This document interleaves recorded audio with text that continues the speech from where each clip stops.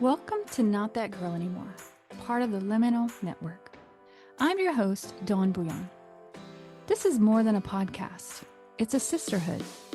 We're reclaiming our voices, our worth, and our lives. One story, one truth, one brave step at a time. Hey, friends. Welcome back to Not That Girl Anymore. I'm your host, Dawn Bouillon, trauma therapist and coach, and the founder here of Embrace Your Brave. And last week, I was sharing why I believe off campus feels like a healing movement.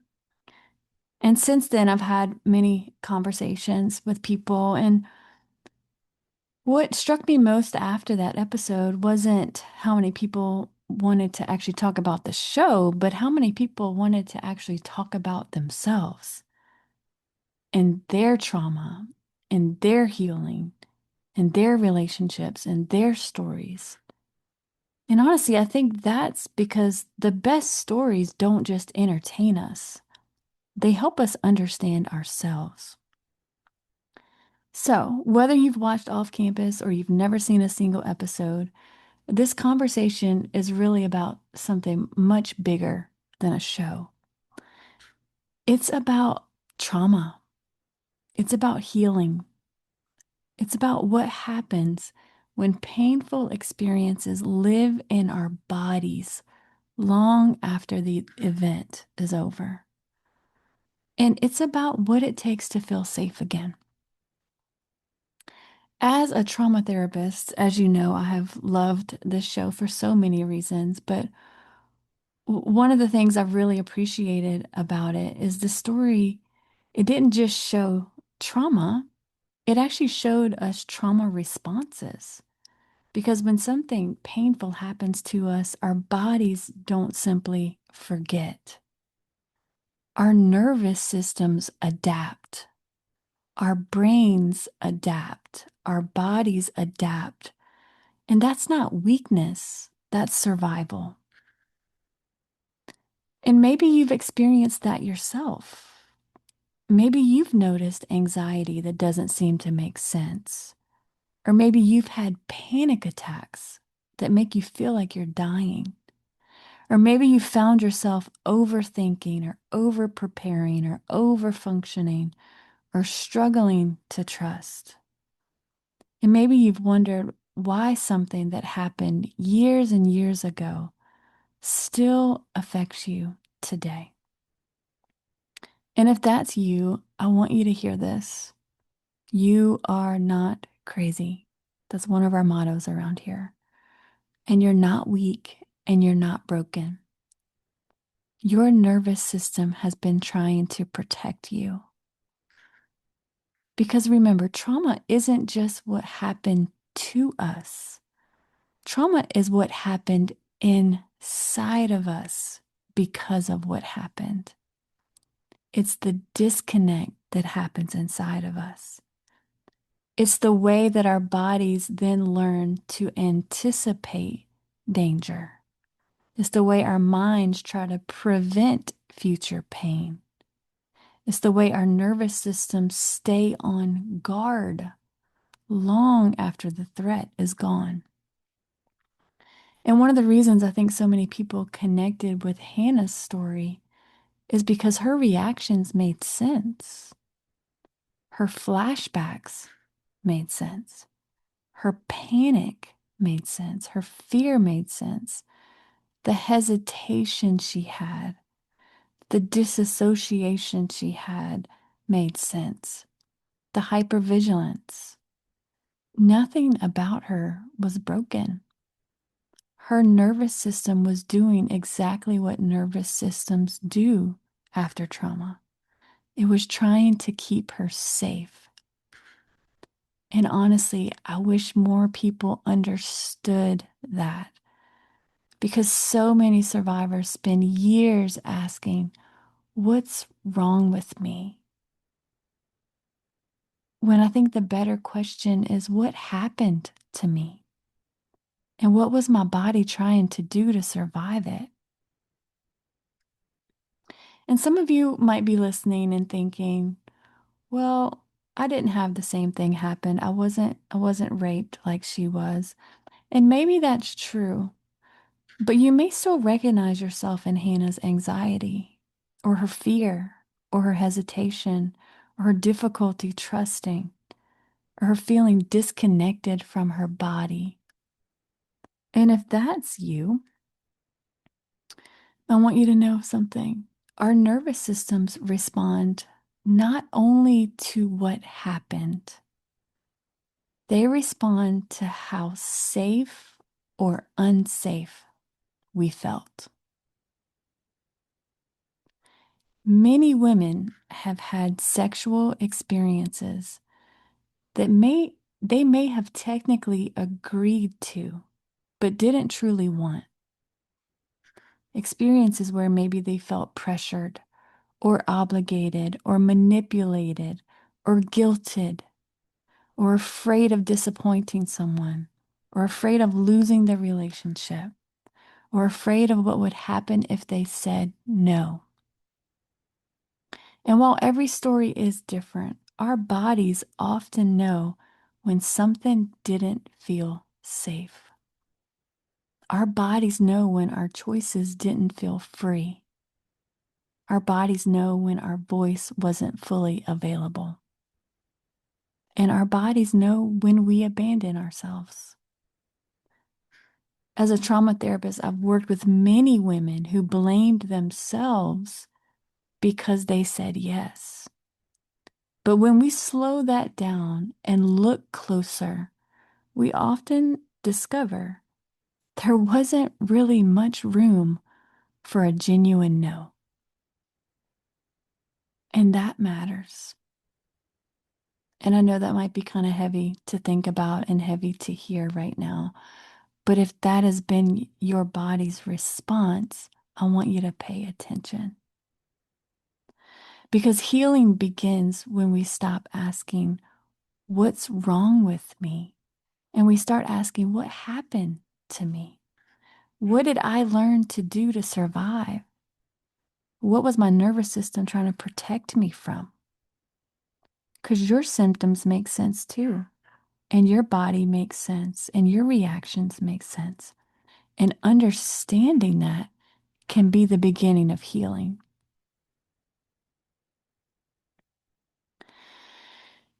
And what I also appreciated about the show is it didn't just show us Hannah's trauma, it showed us Garrett's trauma too. And his trauma looks different. Garrett grew up in an abusive home. He watched his father hurt his mother. He watched someone he loved suffer, and he couldn't stop it. He couldn't protect her. But Garrett wasn't only witnessing abuse, he was experiencing it too. His father hurt him too and left bruises. And then told him it was just making him tough. It was helping him become a man. It was preparing him for life. And honestly, that's how abuse often survives. It's disguised as discipline. It's disguised as toughness. It's disguised as love. And because Garrett was a hockey player, the bruises were easy to explain away. So nobody had to ask questions. Nobody took a closer look. And that's another thing trauma survivors often recognize. The normalization of harm. So many survivors tell me, oh, I thought that was normal. I didn't realize that that was abuse. I thought everybody lived like that. When something becomes part of your everyday life, you stop recognizing it as harmful. Once again, you adapt, you survive, you normalize until one day you realize, wait, that wasn't strength. That was pain. That wasn't discipline. That was abuse. And then at one point in the show, we see another side of Garrett's trauma emerge.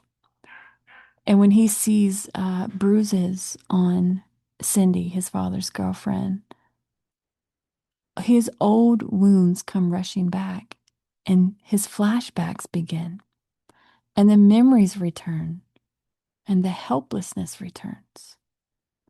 Because trauma doesn't stay neatly in the past, it shows up in the present.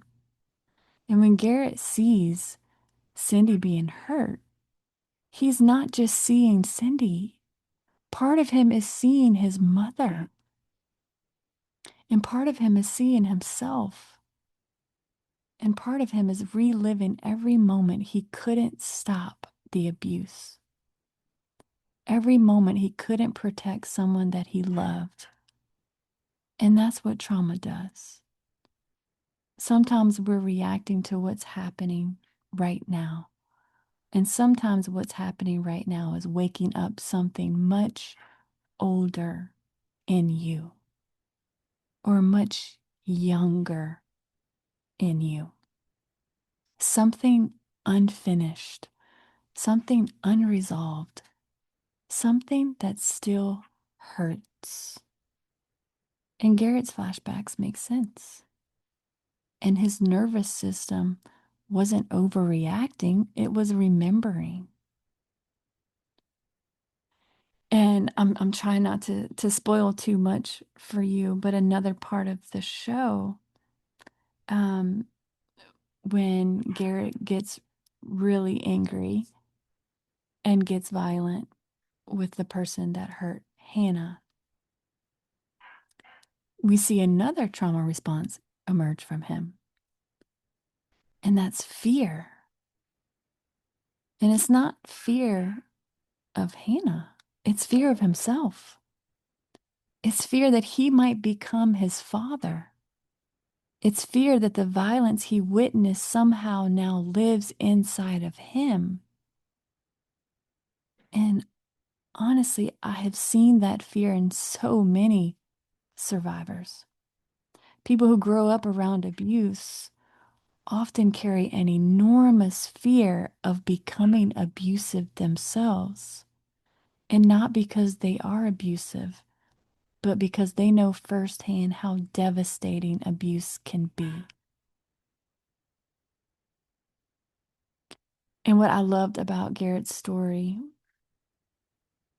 is that it reminds us that having trauma doesn't make you your trauma. And witnessing abuse doesn't make you abusive. And feeling anger doesn't make you dangerous. What matters is what we do with our pain. Do we repeat the cycle or do we break it? And Garrett's story, just like Hannah's, is ultimately a story of breaking the cycle. And then another beautiful scene that I think has probably been one of the most talked about scenes is where Garrett is actually helping Hannah heal from the rape by getting her more comfortable in her body around him. And I don't think people are just responding to an orgasm. I think they're responding to the safety that was present. I think they're responding to the patience that was shown. And they're responding to the trust. And they're responding to the idea that someone could know your wounds and sit with you in them and not rush you. And that someone could see your pain and not turn away. And that someone could remind you, you're not broken. For many survivors, that scene was not about sex. It was about possibility. The possibility that healing is real. The possibility that intimacy can feel safe. the possibility that your needs matter too, and the possibility that you don't have to perform or rush or abandon yourself to be loved. And as someone who works with many women who were raised in religious environments, I couldn't help but think about how many women have told me that they've never experienced that kind of safety in their intimacy. They've only experienced obligation or pressure or fear or shame or performance, but not safety and not patience and not someone helping them be patient with themselves. And I think that's part of why this scene hits so many people so deeply. Because they weren't just watching Hannah heal, they were imagining what healing might look like for themselves.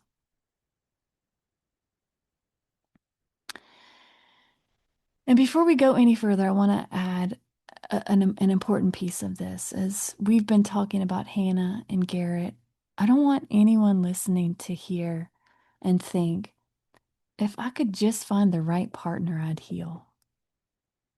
Because while I do think their relationship is beautiful, I don't actually think romance is the healing ingredient. I think connection is. I think safety is. I think authenticity is. And I think being seen is. And for some people, healing does happen in a romantic relationship, but for others, it can happen through friendships. It can happen through a therapist. It can happen through support groups, safe community, a sibling, a parent, a mentor. Honestly, when I look at my own healing, friendship has been one of the most powerful healing forces in my life.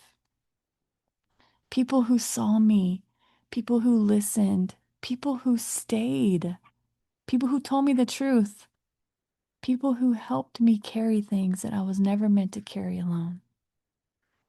So while I do love Hannah and Garrett's story, I think the deeper lesson is this: healing doesn't require a Garrett, but it does require connection. And it does require safe people and people who help you remember that you matter. And that's exactly what Hannah and Garrett become for each other. And it's not because they save each other or they fix each other, but they both choose honesty. They both choose authenticity. They both choose vulnerability, and they let each other in. And if you've experienced trauma, then you know how brave that really is. Because trauma teaches us to hide, teaches us to protect, to disconnect, to survive. And yet, throughout the story, we watch two wounded people choose connection. They help each other face what hurts. They help each other tell the truth. They help each other feel like they matter. And I think that's one of the most healing things we can do for another human being. Not erase their pain, not fix their pain, but help it matter. Help them matter. Because underneath the trauma, underneath the romance, underneath all the chemistry is a deeply human truth. We all want to know that we matter. We all want our stories to matter.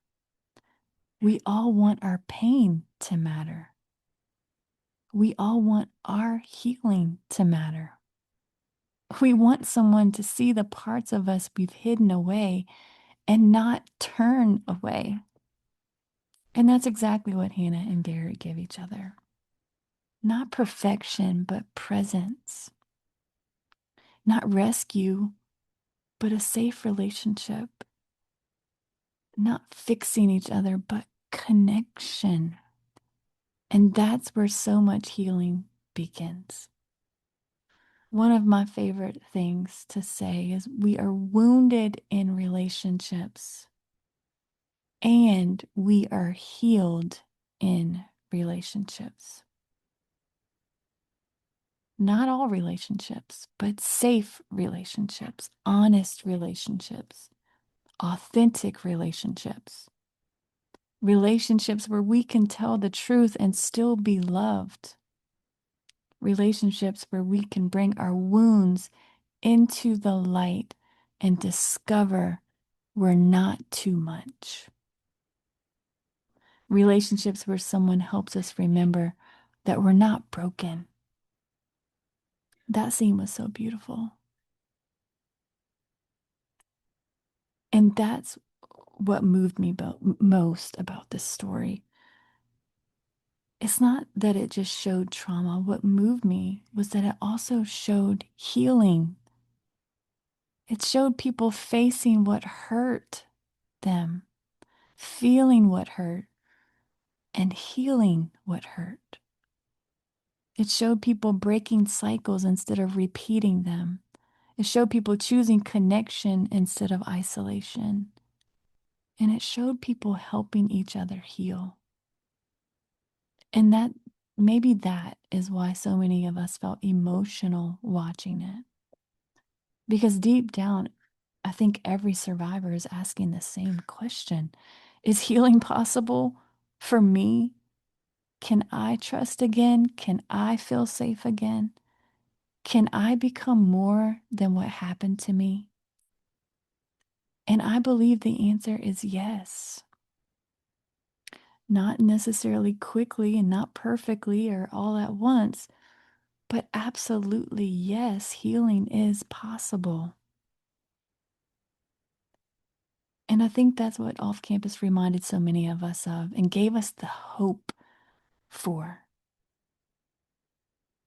Not that trauma isn't real or healing is easy, but that neither trauma nor the pain gets the final word. It's the hope, it's the possibility that we can heal, and gave us examples of what that looks like in real life. And so,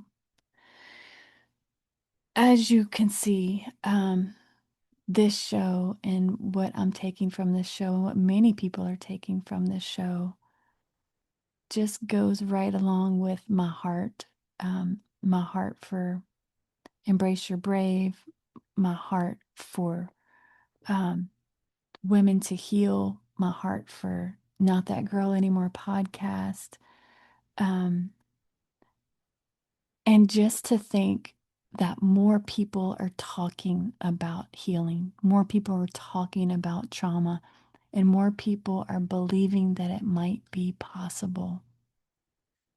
And that we might all get to be part of healing one another. That excites me.